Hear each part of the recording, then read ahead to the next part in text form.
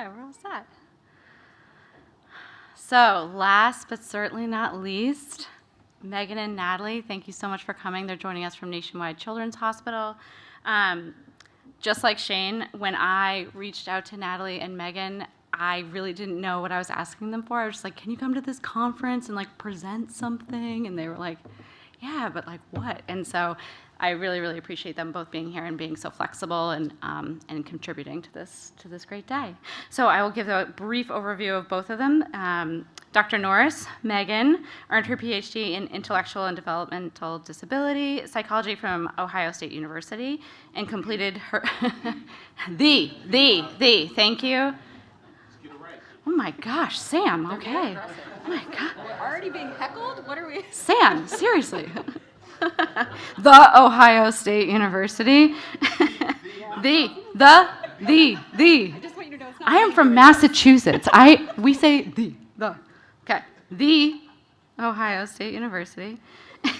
And completed her postdoctoral work at the University of Rochester Medical Center, not the, as a leadership education and neurodevelopmental and related disorders fellow. She's a licensed psychologist who specializes in neurodevelopmental disorders and conditions, and she's an associate professor clinical of pediatrics at the Ohio State University. And the director of research at Nationwide Children's Hospital Child Development Center. Dr. Natalie Truba earned her PhD with emphasis in clinical psychology from Western Michigan University in 2016. Dr. Truba is currently an attending pediatric psychologist at Nationwide Children's Hospital and a clinical assistant professor at the Ohio State University. Welcome them both. Thank you.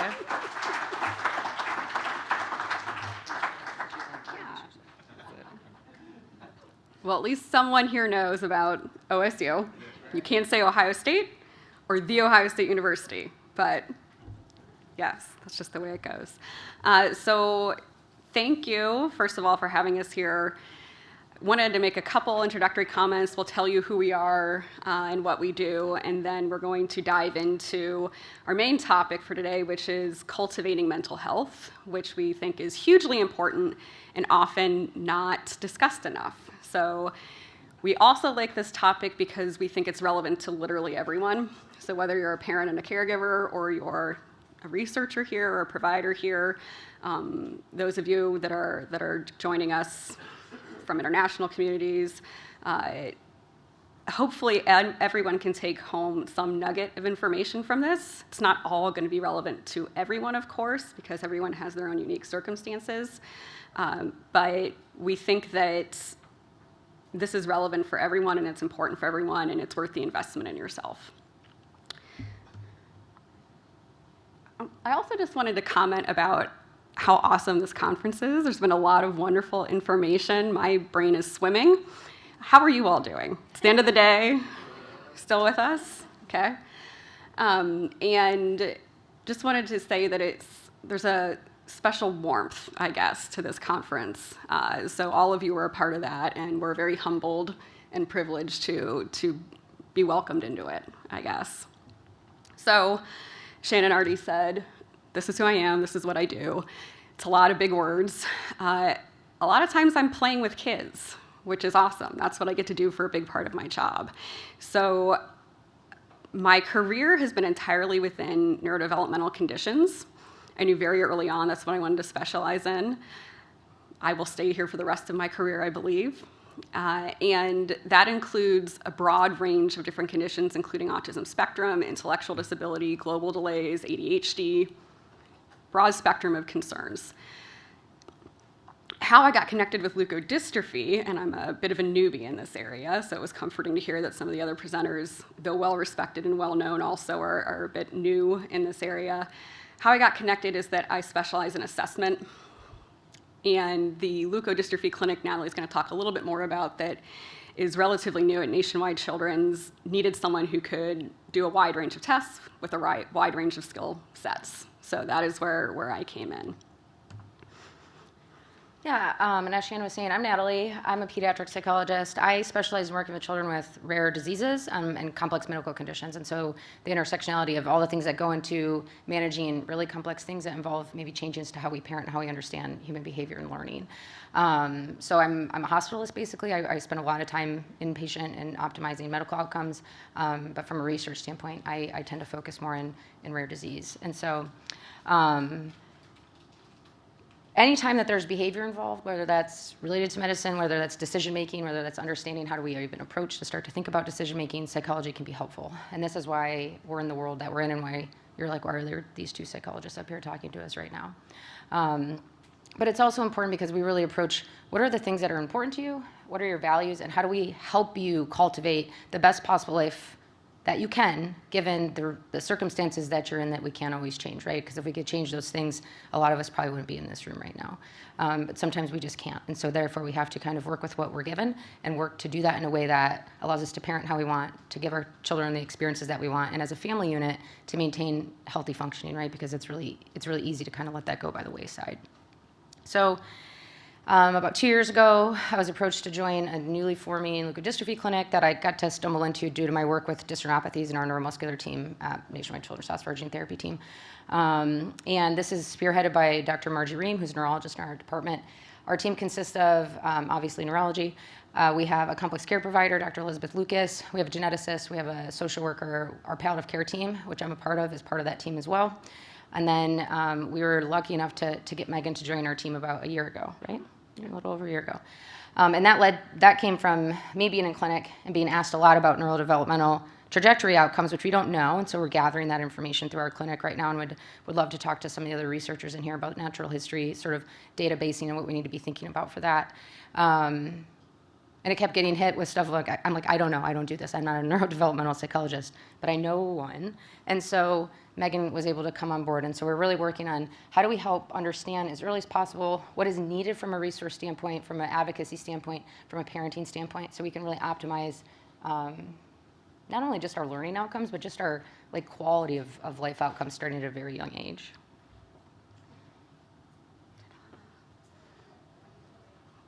Okay, so again, why managing mental health? As Shannon pointed out, we proposed several different ideas, and the response back was we would really like something that's focusing on caregiver support, because it's hugely important, and especially within the context of 4-H. So caring for any child is a 24/7 job. And on top of that, when you add in a chronic and progressive condition, that adds a lot of extra dimensions to it. And that's not all that's going on in your life. None of this happens in a vacuum. None of this is isolated. So some of you might have additional children at home to be caring for. You might have elderly family members that you're caring for, or someone with an acute illness that you're also providing support for. The home itself needs managed. Last time I checked, dishes and laundry didn't do themselves. Someone needs to be taking care of that. You might have a job as well, or more than one job for some families.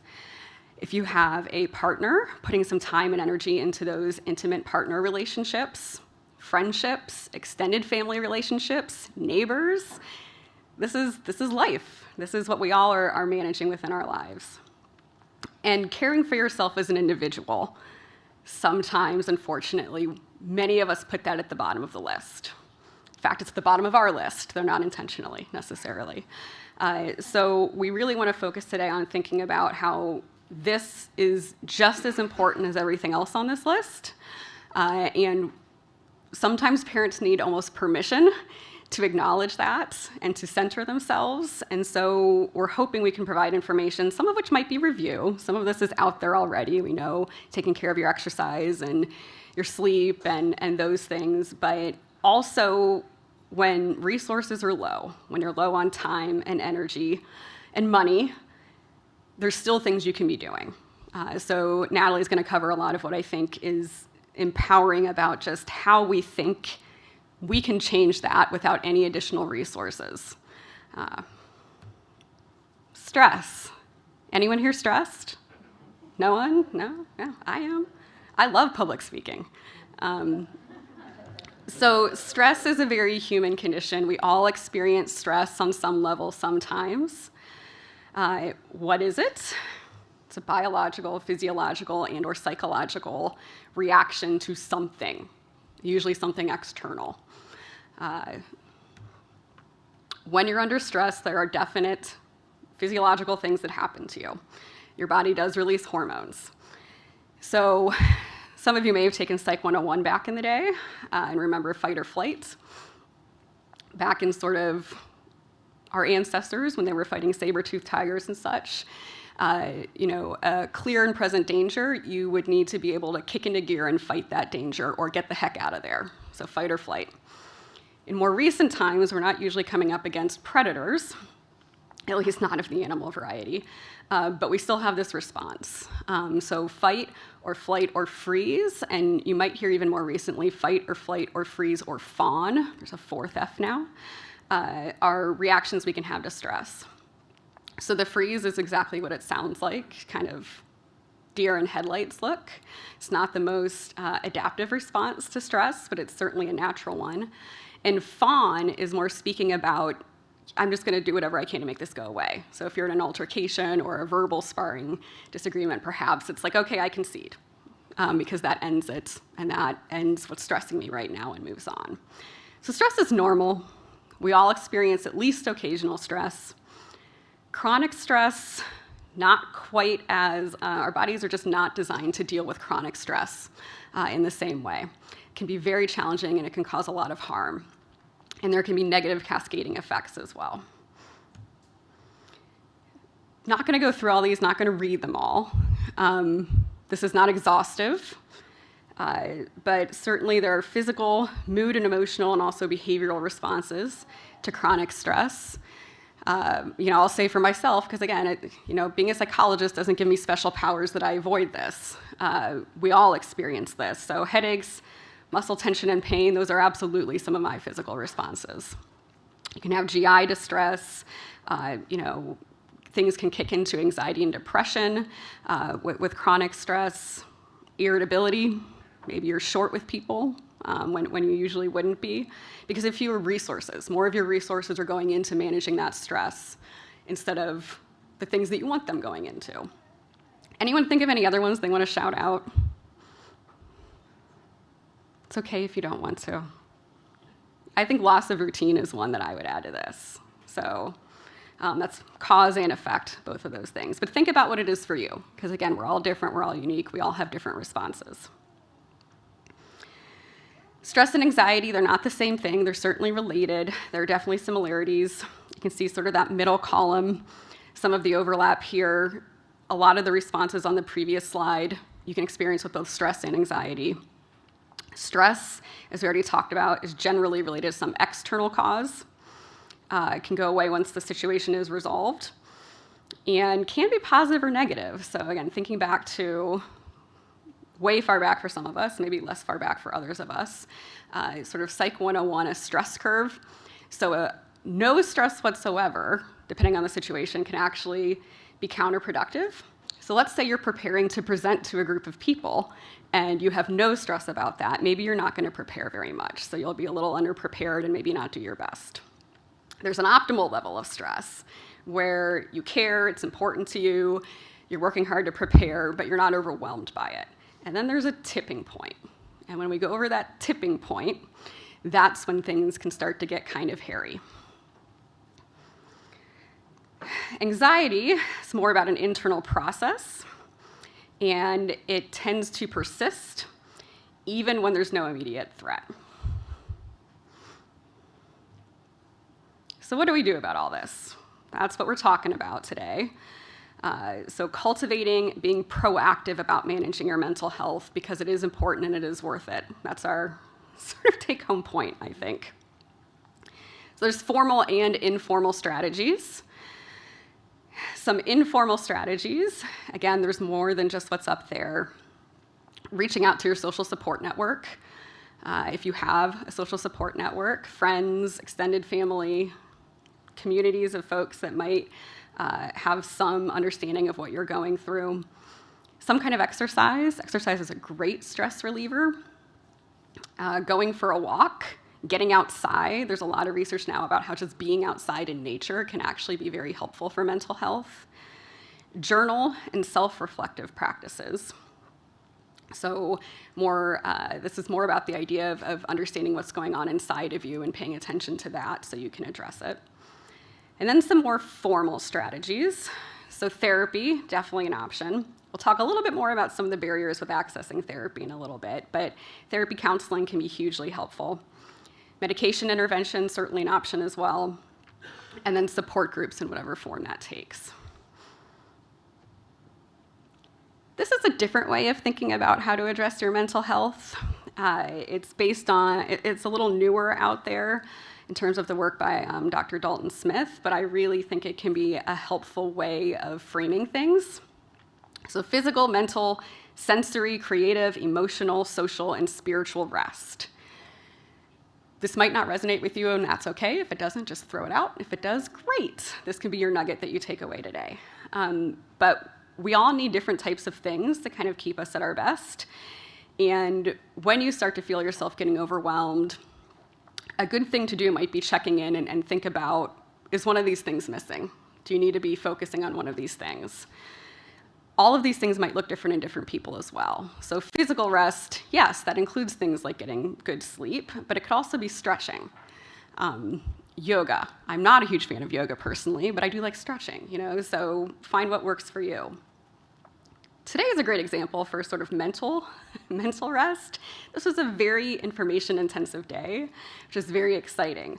Maybe you need to unplug a little bit tonight from some of the information we've all been thinking about. There's actually a lot of research, even when you think about a work day, if you're doing a lot of mental work, 6 hours is kind of where people tend to tap out and start making more mistakes. So keeping that in mind. I think sensory breaks are huge for everyone at this point, just in terms of all of the electronics that are constantly in our world at this point. So even if it's just device-free dinner, I added an extra D in there. But that's something that a lot of families do that kind of creates some space for just not being attached to your electronics. Creative, that can be certainly you creating something, drawing, painting, sculpture, but can also be just enjoying things that are creative. So hanging up pictures you find joyful or peaceful. Emotional rest, I think this is huge for parents. So especially when you're a caregiver, you're investing so much emotion in so many things. So being able to say, hey, I need help, or acknowledge that you just need a few minutes to yourself. Limit the people pleasing. All of those can be really powerful. Hanging out with supportive people, that might mean also recognizing people who are not supporting you, that maybe are doing the opposite, and thinking about how to invest more in the relationships that are restorative and supportive. And then spiritual, this could be meditation. This can also be community involvement. Involvement in an organization like this or a religious community can mean a lot of different things. But this is a good way to think about different ways that are less formal to work, rest, and cultivating your mental health into daily life. Why is this so hard? There's a lot of reasons. Natalie already spoke a little bit to the fact that we can't really change some of the demands of being a parent. Parenting is a 24/7 job. You're always on. And I hear it lasts forever, that it doesn't stop once the child's 18. So parenting in the context of a chronic illness, again, adds several additional layers to that. And we can't always change that. Therapy, I told you we would come back to it a little bit. It's a great option. I'm going to sound like I'm discouraging it here for a minute. I'm really not, but I want to acknowledge that it can be hard to get therapy, to invest in therapy. First, you have to find providers. Then you have to figure out the insurance and how you're going to pay for it. Then there's probably wait lists, if there's even providers in your area. And after you go through all of that, it might not even be a good fit. You might meet with a therapist and decide this isn't working, this doesn't feel right for me. So then you kind of have to start all over. So that's tiring just to think about, let alone to actually go through that process when you already have a long list of things you need to do. Also important if you're going to go into therapy to understand what it's meant and designed to do. So therapy actually isn't designed usually to make us feel better. In fact, some of therapy might be pretty uncomfortable.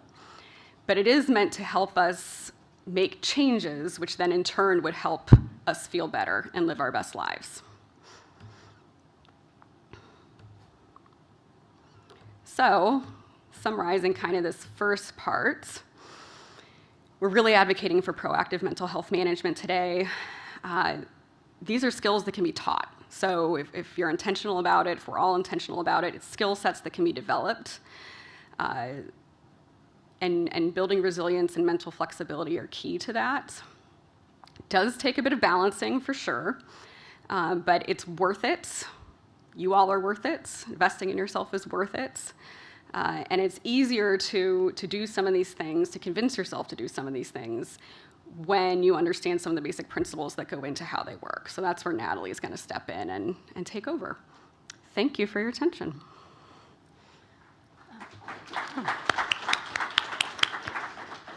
I always think about, like, this is one of my favorite slides, is I always think about the areas in your life that you invest that are really easy to talk about, right? Like, I invest in, like, time for my friends. I invest in, I pay my mortgage, right? I, like, pay my insurances. And if I can't just pay my house mortgage and then something happens to my car and I'm like, I don't know why, like, I'm paying it over here. You're like, no, you got to invest in all these areas, right, to keep them healthy. And so how do we do that, right? Because, we are, if anything, very good at making complex things seem very easy. Because if it was easy, you guys would already be doing all of these things, right? And likewise, same for me. So where we always want to start is we just want to get a basic understanding of what we're talking about, right? So how we understand as psychologists, as mental health providers, how we function as humans, and how we think and how we feel and how we behave and how these things interact, are that they're bidirectionally interacting all the time. Our thoughts influence our behavior influences our thoughts, behavior influences our feelings influence thoughts, and vice versa. And so really getting a good understanding of what do these processes look like for me and what I need to know about myself is really, really important. One, because it provides guidance on, like, where do you need to start? Where would make most sense to change or improve? So a lot of people focus on the outcome, like, I want this to be different. But that might mean a chaining of events to get to a place that we can actually produce a change that this can be different, right? Because a lot of things could be maintaining that. This is really hard, and we're really bad at it as humans. We're really bad at observing our own behavior. And this is where things like therapy and other people come in handy, right? So if you've ever, talked something out with a friend about your significant other, and they know both of you, and they see that, and they're like, well, I don't really know if that's what they meant by that. And you're like, no, that's what they meant. It's really helpful, right, to have outside perspective and to be able to step back from that and kind of look at things from all sorts of ways. And we want to do that because if you don't know your traps, if you don't know where you get stuck or where you start to do things that are not helpful to yourself, you can't change anything, right? And so the first place you have to start to work is gaining awareness. And so we do that by understanding, first and foremost, what we call the ABCs of behavior. We're going to look at this two ways, okay? So my goal of when you leave here is that if you take one concrete skill away, it's that you can understand how things happen that impact you, and that maybe how you can start to think about where can I change these things. So the first place we're going to think about is, and I should tell you, I'm a contextual radical behaviorist. So I look at everything in the context of behavior, thoughts, feelings, physiology, all to me are behavior. So when I'm using the term behavior, I'm talking about all these things simultaneously. And so we always focus on, in my world, antecedents, behavior, and consequence, right? Antecedent, what was happening before we behaved, what was our behavior, what did we do, and what was the consequence of that, what happened. So a good way that everyone probably in this room can resonate with, right, is you have a baby that cries, you pick the baby up, right? As a mom, the baby stops crying, right? So the behavior was, I picked the baby up, the consequence was the baby stopped crying. So next time the baby cries, what am I likely to do, right? I'm going to pick that baby up, right? Another way to think about this is as it applies to our beliefs. So we may have an activating event, or we could say an antecedent. We're going to have maybe a belief about that, which can be shaped and cultivated by lots of things, right? Our values, messages we got as a kid, consequences of other ways that we've learned throughout history. And this might be your baby cries, and you might have the thought of, I'm a horrible mother because my baby's crying, right? And then you feel sad, right? I mean, there are other adaptive ways to think about this, but when we're being maladaptive, we tend to have thoughts like that, right? Babies cry. Doesn't mean you're a horrible mother, right? But that's not where our logic brain goes when we're struggling, right? So that would be another way to think about sort of how do we think about ABCs when it comes to thinking and feeling. And this is really important because these are places that we start to be able to identify our traps, right? Or am I somebody that falls into a behavior trap? I'm somebody that falls into maybe more of a thinking trap. Am I somebody that kind of does both? So behavior trap might be an example that we could use for something like depression, right? So having behavior traps when you have depression is really easy. And this is why if you've ever gotten treatment for depression, you may have heard the term or something we call behavioral activation. And one of the ways that we would target maybe depression from a behavioral standpoint is we start to get you to do things that we know start to change those patterns or the ways things are related to each other to try to get some movement and momentum in behavior. Because we know that, remember, how those things interact. If we start to change behavior, we're going to impact how you think and how you feel. So what we might do is say, you know, we're going to start to have you start to do stuff, not because you want to, but because it's really important that we get momentum in that so we can actually address some of those other areas. And we might do this by certain ways. We might start to increase the things that you contact that are like naturally pleasure, sort of produce pleasure or give you reinforcement, right? So like maybe you've avoided your friends for 5 months, right? And I know you don't want to see your friends, but we're gonna make ourselves see our friends, right? Because we got to start somewhere. And we know that you actually feel worse when you don't see your friends, even if you don't want to, than if you don't want to and you make yourself do it, right? And we might do this too through very intentional ways, right? If you're working with somebody like me, we might be scheduling things and then having sort of homework and we're following up in very specific ways and we're going to adhere to that schedule. And we might do that by scheduling it with somebody else so they're going to hold us accountable because we can't trust ourselves because we're depressed and right now our mind is not our friend. Okay, so if you've ever done therapy and you've worked on something like that, that's why. How this might look, right, is so let's say the context here is depression. So I'm feeling depressed, and my symptoms of depression are that I'm really fatigued and I get tired very easily. I don't really have a lot of motivation because of that. I'm not sleeping super great. I feel really lonely and I feel really down and sad, right? And let's say my friend invites me to coffee. If I say no to that because I feel tired, I'm like, oh, I'm tired. I don't really feel like doing that today. I don't have the motivation. I think I'm just going to stay home and rest. Right? Which is fair because that is how I'm feeling. So that feeling of like, I'm tired and I don't feel like doing this is super valid, right? But so I don't go. And what happens, I feel sad. And what does that do? It reinforces and actually contributes to my depression maintaining, right? And if not just maintaining, potentially getting worse. And so that's one way that we fall into this behaviorally, right? By not doing the thing, right? By not going out to coffee, not because we want to, not because we're like, this sounds fun, but just by not making ourselves do the thing. Right, we're unintentionally reinforcing that paradigm of the things that are contributing to keeping our depression worse. The other place that we can get into really hard places here is our thoughts, right? And so we all have automatic thoughts, right? Thinking is nothing but neurobiology, neurobehavior, neurophysiology, right? That happens very quickly, and the more that happens and we start to become aware of it, we're like, oh, that thought must mean something. It doesn't necessarily, right? It's just random activity, but we do enough random activity and it starts to be more likely to fire. And this is why things like thought challenging, thought restructuring is so helpful, because when we have automatic thoughts, they're not always helpful. They're not always, not only not just helpful, but potentially very harmful. And it's one of the best ways that we can bring these things into conscious awareness and work to change them, right? To cultivate a different way of automaticity and like neuronally. We do this by we got to first be aware of something to change it. We have to be able to label it, and then we have to know how to change it. So themes of unhelpful thoughts are all or nothing thinking. So this is that thinking trap you get into when you're kind of like, if I failed something, it must be because I'm not perfect, I'm not good at anything.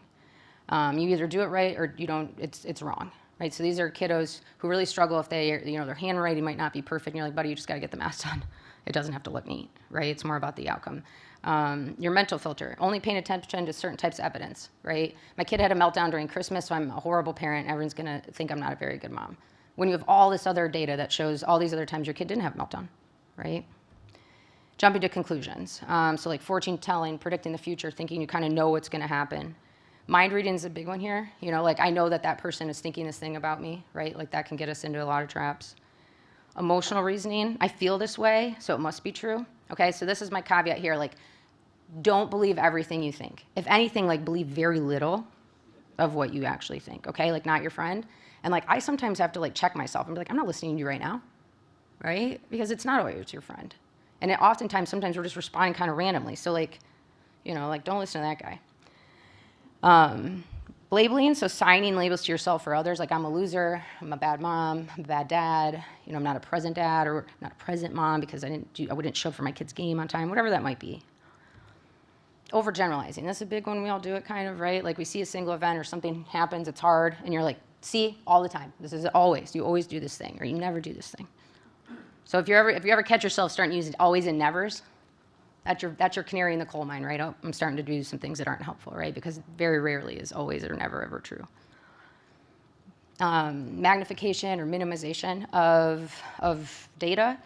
So things we kind of blow them out of proportion, or we sort of shrink something so it seems less important. Shoulds and must statements are a big one.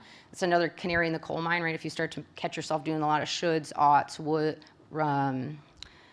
musts, these are really good. And the way that we joke about it is kind of, don't should all over yourself, right? If you start to say should a lot, you're being like, oh, I should have done this, I should have done this, I should have done this. Stop that. And if you can say that statement without a should, a would, a ought, awesome, okay? And what you'll notice is it changes how you re-engage with language in your head, right? Because it's a really different place from a judgment standpoint to like have that conversation with yourself when you take those judgment words out. Oops, sorry, way off. Oh, how did that happen? Okay, sorry. And then personalization, taking all the blame for something that just really wasn't your fault, okay? So that can be really hard when your child has a genetic condition, right? That might have some linkage to other parts of your family. And so that can be really hard as a parent. And it needs to be acknowledged that those thought demons can like easily sneak in. So how do we apply this back to the ABCs of thoughts and behavior?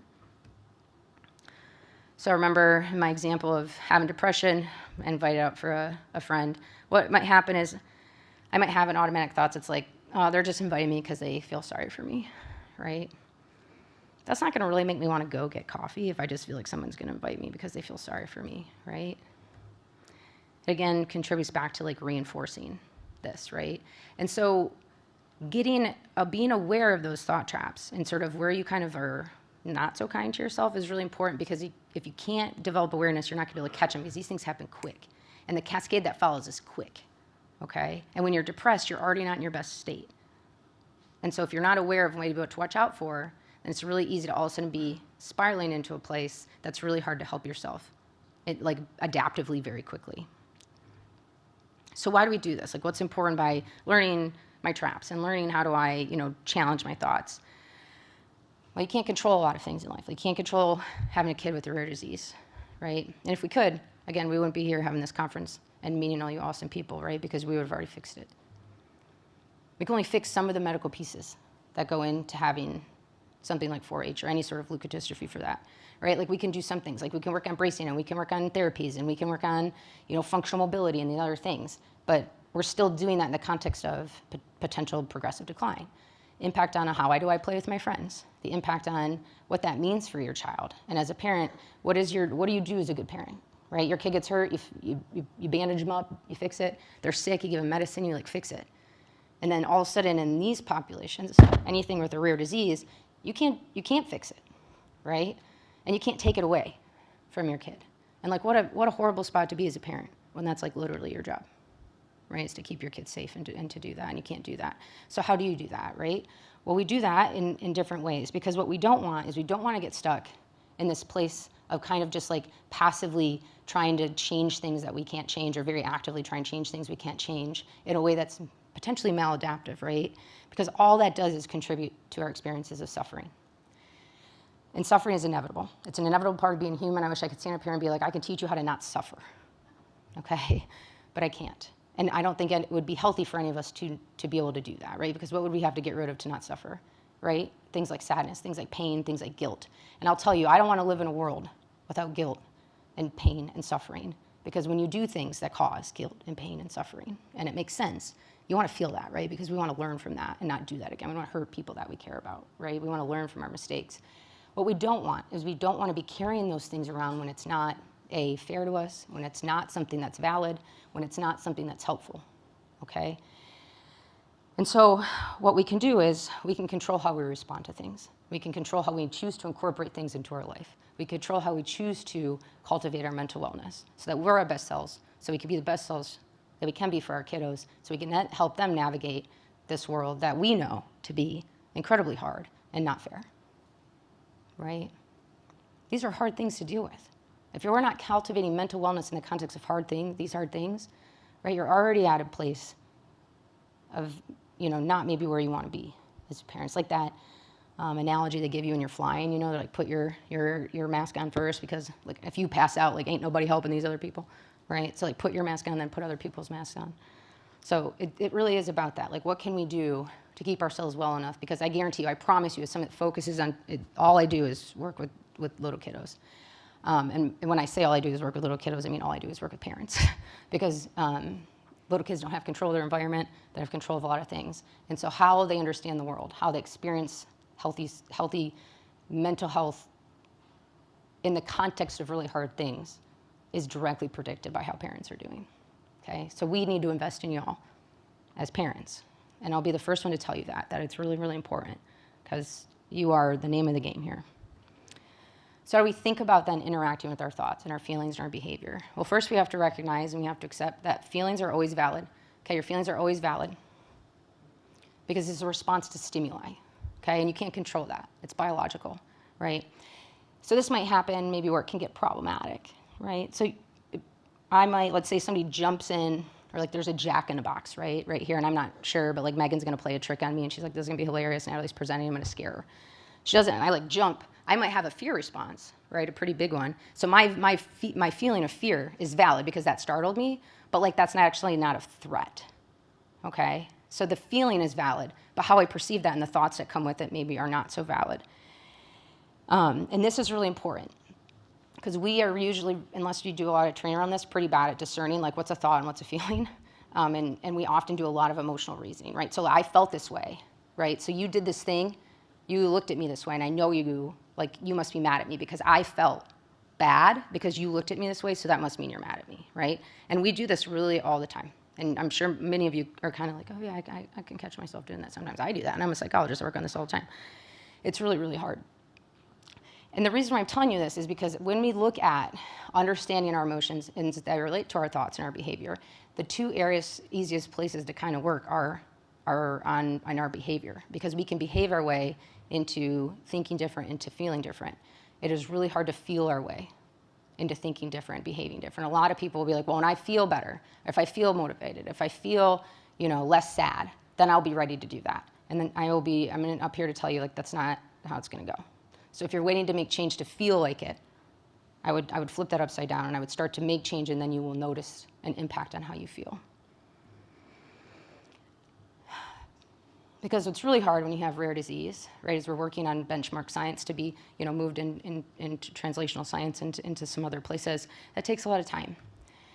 And this is where recognizing that our attempts to control, our attempts to emotionally control, our attempts to environmentally control are often not helpful and not necessarily the solution, but more of the problem, right? And so where you hear this as psychologists play out, or parents will say, like, no, like, I'm really bothered by this, but like, I just don't think about it. I don't think about it. I don't want to spend time thinking about it. And if I tell you right now, everyone here, if I say, don't think about a pink rabbit, don't think about it at all, what are you thinking about? Pink rabbit, right? So the more you try not to think about something, the more you are thinking about it, right? And so what we're talking about is taking a thought that's probably very big, and we're not saying you get rid of it. You can't get rid of reality, right? But we can move it. We can interact with it different so it's not here all the time. Okay, and sometimes that's a big enough thing to be able to do to give ourselves the space we need to feel and to make the changes needed to be the type of humans we want to be. And so we start to talk about, like, how do we accept these things, right? And when I talk about acceptance, I'm not saying you like it. I'm not saying you agree with it, right? Because when we're not accepting that reality is what it is, that we're dealing with what we're dealing with, that we have to deal with it in this context, we spend a lot of time trying to control it. Right? Like, well, like, I'm just going to focus all on, I'm going to focus all on this outcome of, like, I want a full gene therapy in 5 to 10 years, right? Which I think is a really good goal. I think we could all agree on that. But if that's the only focus, we lose a lot of space in this in-between to kind of help ourselves and to help our community kind of function in a way that maybe is still striving for this, but in a way that keeps us as healthy as possible. And so it's not saying, oh, if you think you can't do something, or if you don't have control over something, you just accept it. And that is what it is. Like, you're fine. We're fine with it. That is not true. When we say acceptance, what we mean is I am willing to let myself experience the things I'm going to experience, the psychological internal events I'm going to experience. without trying to avoid them or control them or let them influence my behavior. I can feel sad and still choose to do this. And I hear this all the time from parents, and it looks like this. This is probably the best example I have. Oh, I'm not going to cry. I'm not going to cry in front of him because I want to put on a good face. I want him to know that I'm okay, and I want to be brave, right? And I tell my parents, that's not bravery, that's lying, right? Because bravery is being able to say, yeah, I am scared. Yeah, I am sad. And I'm choosing to sit here with you right now. I'm choosing to focus on the things that we can do, that we can focus on that maybe give us a break in our head. I'm choosing to do X, Y, Z, right? That is more of a modeling of strength than saying the only way that I can be okay is by pretending that none of this is going on. Okay, that's a very different place to be functioning.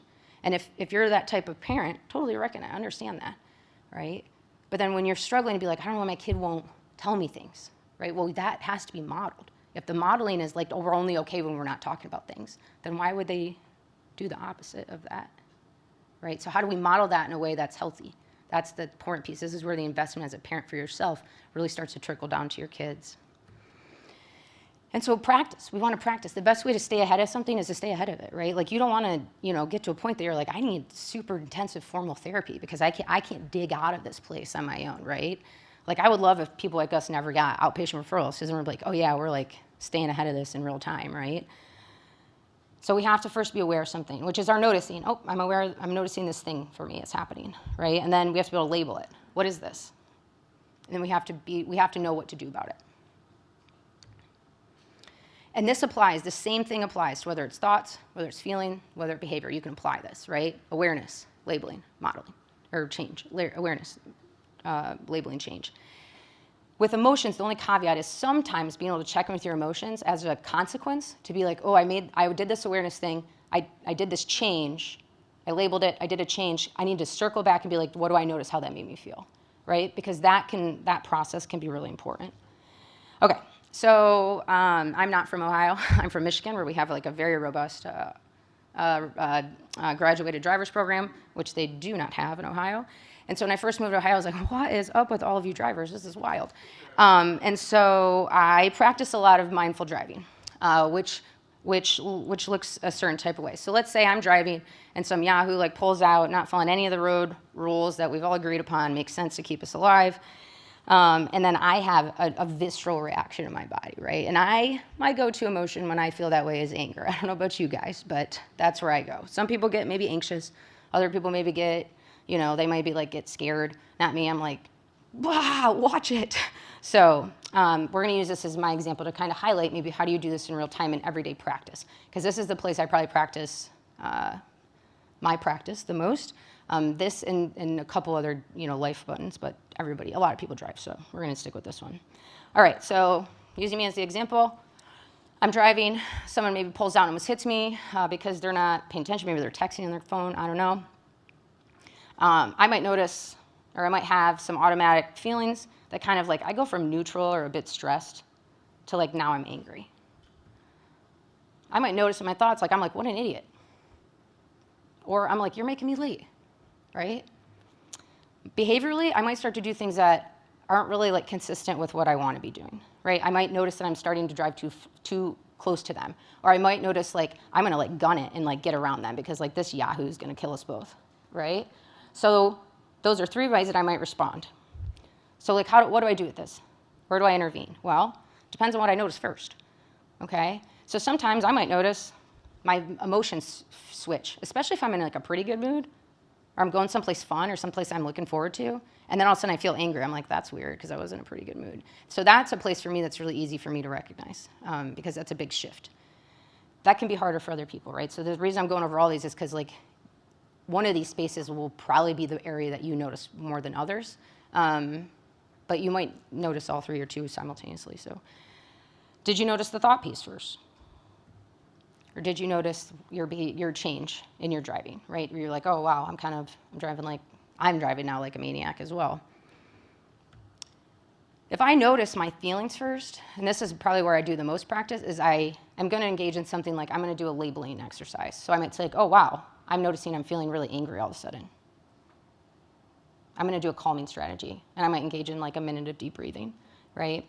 And what I'll notice is, lo and behold, guess what follows? My thoughts. They calm down. And then I don't have that desire to like gung-ho past this guy, right? If I notice in my thoughts, I might actually start to engage in some thought challenge. I'm gonna say like, you know what, they didn't make me late. I was already running late. I left late. Like, that's my fault. I'm just being stressed right now because like I'm overwhelmed with getting to this thing, and like that scared me. Okay, lo and behold, what do you notice? My feelings start to shift. I'm not as angry, right? Because I've acknowledged that, like my role in this. It's always easier to kind of stay mad when we're blaming somebody else, right? Because what is, anger is an activating emotion. You get sad, depressed, you want to sleep. You're fine. But if you want to fight, you're like ready to change stuff, right? And so if you've, after you get diagnosis of something like a rare disease, a lot of parents will report they feel really angry, right? Well, anger is activating emotion. That makes sense to me as a parent, right? Because if you shut down and start sleeping for like 2 weeks, you're not probably being a very good parent. Angry parenting can sometimes be much better parenting or more adaptive parenting than depressed parenting, right? So emotions serve a function, right? Like we don't want to not have emotions. We just want to like engage with them as like a hunger cue. Like you don't always eat when you're hungry, right? So same thing with other types of emotions or physiological sensory experiences. Opposite action, if I notice like my driving is starting to change, I might do something totally different intentional. I'll be like, oh, I'm driving fast. I'm going to intentionally slow down 5 miles under the speed limit. I'm going to leave like 3 cars between the two of us because I know that one, that's going to drive me crazy, but 2, it's going to make me have to practice like other thought strategies. Like this actually isn't going to make me more late than I already am. Like the light up there is already changing. Like we're both going to stop at the same time. So practicing this opposite action kind of lets me engage with those processes a little bit different. And so these are ways that you can work sort of in real time in your practice as a human to cultivate and practice like mental flexibility and the things that we know are so helpful in coping adaptively with really hard things, right? That's what this is about. It's about coping adaptively with really hard things. Not that it's going to be easy, not that you're always going to like it, but we don't want to get to a place that we're so far in a bad spot that we're not the human we want to be, that we're not the parents we want to be, and that is impacting not only our children, but our relationships with other people and the things that kind of without just contribute to things getting worse, right? And it can become a really big snowball. And so the best place to work is always proactively, right? Which is why we wanted today to talk about, when Shannon asked, to talk about cultivating mental health and staying ahead of it and being mentally well, right? Because if we're talking about resilience, we're like, just let it get really bad, but then like be okay with it. We don't want that, okay? I hate that term resilience anyways, but we want to be balancing. Like this is hard and I can still do these other things, okay? So at the end of the day, I want to acknowledge like it is not easy to parent at baseline. It's not easy to parent a child with chronic medical needs. It's definitely not easy when there's a lot of physical care demands associated with that chronic presentation, right? Because you're balancing, I want my kid to be independent, I want to give them life, like an opportunity to live the life they want, but then I'm also like a parent, right? And I want to like protect you and make sure that you're not being like taken advantage of and these other things. And there's no parenting book that's really that great for anybody, let alone when you have a kid with a rare disease, right? And then everyone wants to give you advice and you're like, okay, cool, like that works for your kids. That's not going to work for my kid who maybe communicates differently or speaks differently, right? All right, thank you. And we have time for questions, but we'll be hanging out for a bit. If people have questions or would like to talk with us, we are around.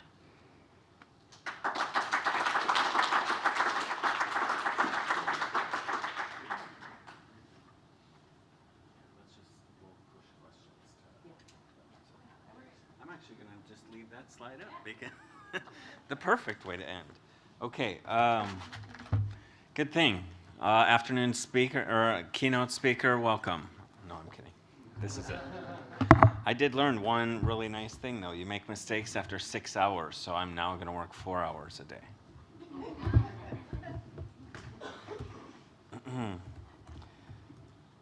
Okay, so I just wanted to once again thank everybody for coming. For those listening in the hallway, thank you. For those live streaming, thank you. When I started this role about 7 months ago, this is one of the first tasks of envisioning this conference with the team. And I am so grateful. What a day and what a weekend. And in celebrating the 5 years of the IF Foundation, I am so humbled to be serving in this role alongside these professionals and that medical team and you as the family. So thank you for having me, and it is my role not to speak for you, to never to pretend to understand what you're going through, but to always partner the best way I can with you and for you, because ultimately this foundation operates as, it should feel like it operates as an arm of you, particularly with your fellow community members and the medical team that spoke earlier. So please use me in any way that I can be the best advocate and representation to you. That's what I'm here for. A couple quick notes. So one of the things that became really clear to me in speaking with families right away when I joined is I think every conversation I had was, what can we do and how can I become more involved? And I didn't have the answers right away because most of the answers stem from how much capacity we have. Most importantly, how much capacity we don't have to make sure that we are everything to everybody all the time. And so over the course of the last few months, I have worked closely with the board. I've done some vision work with the staff, and know that you are heard and opportunities for engagement are coming. And I wanted to just take a couple moments to run through some things that are top of mind for me. The first is when Ron co-founded the Yaya Foundation, they had an incredibly meaningful board that stepped up to the plate to really execute and get the foundation to where we are today. Okay, we have talked over and over again over the last several months about where that board needs to go and what other stakeholder opportunities need to be added in order to bring more of you on board and feel ownership over some of the decisions and the ways in which we're working. Otherwise, the foundation operates in a silo. And what I can't do is say, go out and raise and be involved in your communities and send us the checks and we're going to make the decisions and spend that money, right? Because ultimately, what supports these scientists are financial resources. But the ways in which they work, the ways in which they communicate, how they respond to your needs are only going to happen if we know what you guys care about the most. So it's on me and our staff to create those avenues, to get that feedback, to get what keeps you up at night, to get what you are really positive about and what you love about where the foundation is going. So to come is going to be a bunch of pathways for you to get that feedback and to capture those moments. But I think one of the things I'm most hopeful for is we are forming a community engagement committee, and it will be an official board committee. And the inaugural chairs of that committee are going to be Tammy Bach and Marcy Flores. Marcy is in the hallway, so thank you, Marcy. They will be at the Yaya staff table out in the hallway. I encourage you to stop by. We are in the ideating phase right now of just getting picture PTO in any school of operating as community and parents to come up with ways in which you can achieve and kind of fill some of the capacity gaps that you might be seeing in the foundation. So they are in a space right now of wanting to create a list of who's interested in serving and capture also some of the ideas that you guys might have. And then we will take that pencil to paper, deliver some of that back. And I would say within Q1 of 2024, we will be in a place of officially launching that space with a much clearer roles and responsibilities and core goals. So right now it is kind of in the intake phase, but what better way to launch that energy than in this room in this weekend. So think about your capacity and how you might want to or might not want to serve in that role, but definitely talk to Tammy and Marcy. So one thing I do want to just touch on in that vein is community fundraisers. It is a core pillar to the success of the work that we do. And it is hard. right? Being in fundraising for almost 20 years, working along Shannon, who's had the same career, fundraising is one of those things that everybody thinks they can do it until they have to do it, and then they're like, I hate doing it. And so that's, again, another arm of what our foundation can do, is help you guys think through meaningful, intentional ways of supporting your communities, engaging your workplaces, and being incredibly innovative. We are small and mighty, but we certainly have capacity to ideate and think and figure out how to support you best. Saying that, one of the campaigns that we are launching as a foundation for year end is a postcard campaign. So some of you may have picked some up. There was a box that was full of them, and as the day has gone on, that box has dwindled. So let me tell you what it's about. Essentially, Shannon design this postcard, put them in packs of 10 or more. If you need more, please let us know. What we are doing today, they're already pre-stamped. What we are doing today, launching a family community kind of fundraiser. There is white space at the bottom to write a snippet of your story. The most important thing is, in celebration of 5 years, the foundation is offering 5 $100 gift cards to the top 5 families participating in the postcard drive. And so essentially, what I would say is most important to write in this white space is, please consider a donation to support and make sure the patient's name is in here somewhere, because we need them when they give the gift online or via check to mention in the memo line or in the special instruction line or whatever it is, that it is for you. Because then what we will do is, at the end of the year, so this campaign goes through year end, December 31st, we will run a report. We'll be able to see then all of the various gifts assigned to your kiddos, and pull a report, send you the names of who gave, not the amounts that gave, but essentially an opportunity then for you guys to think. So these postcards are available out on the Yaya staff table. Please take them. If you need more, please let Shannon know. And just have fun with it. It's a way that we broke down some tangible costs of what we do as a foundation, what we end up supporting, and a way to an easy way to engage your community. If you have any questions, please stop by the table. A couple dates I would love to put on your radar. So I've talked to some of you. A conference like this over multiple days for a team of 3, not sustainable every year. Okay? Not a surprise, not sustainable every year. However, every year we want a touch point. So what I am kind of thinking through right now, I have not fully decided, is to put a conference like this on a 3-year rotation. Next year, on the heels of this awesome presentation, is the year of wellness. Okay? And so next year's touch point, mark your calendars for Thursday, August 15th through Sunday, August 18th. We are going to do a caretaker's wellness weekend in Minneapolis. Rebecca Tallman is your chair.